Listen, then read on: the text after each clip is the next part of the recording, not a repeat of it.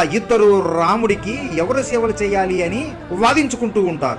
ఇద్దరికి రాముడి మీద ప్రేమ ఎక్కువ ఉంది, కానీ ఇద్దరి మధ్య గొడవ పెద్దది అవుతుందేమో అనుకుని రాముడు అక్కడికి వస్తాడు. హనుమా, ఈ పనిని లక్ష్మణుడిని చెయ్యనివ్వు, నీకు దీనికన్నా ఇంకా గొప్ప కార్యాన్ని అప్పజెప్పుతున్నాను అని అంటాడు. హనుమంతుడు, సరే స్వామి, ఏంటో అది చెప్పండి అని అంటాడు. నువ్వు ప్రతిరోజు రాత్రి మొత్తం వానరసేనని అలాగే నన్ను చూస్తూ కాపలాగా ఉండు, ఎవ్వరిని మా దగ్గరికి రానివ్వకు అని చెబుతాడు. హనుమంతుడు, సరే స్వామి, మీ ఆజ్ఞ అని ఒక పెద్ద పొడవాటి చెట్టు మీదకి ఎక్కుతాడు. అక్కడ నుండి చూస్తుంటే మొత్తం వానరసేన అస్సలు కనబడదు. సరే అని ఒక పెద్ద కొండ మీదకి వెళ్లి చూస్తాడు. అక్కడ నుండి కూడా మొత్తం వానరసేన కనబడదు. ఇప్పుడు ఎలా పా అని అటు ఇటు చూసి పైకి చూస్తాడు. ఆకాశంలో ఉన్న చంద్రుడిని చూసి, ఆహా, ఇది ఏదో చాలా బాగా మెరుస్తుంది, దీనిపైన కూర్చుంటే మొత్తం వానరసేన కనబడుతుంది అని గాలిలోకి ఎగిరి చంద్రుడి మీద కూర్చుని మొత్తం వానరసేనను మరియు రామ లక్ష్మణులను చూస్తూ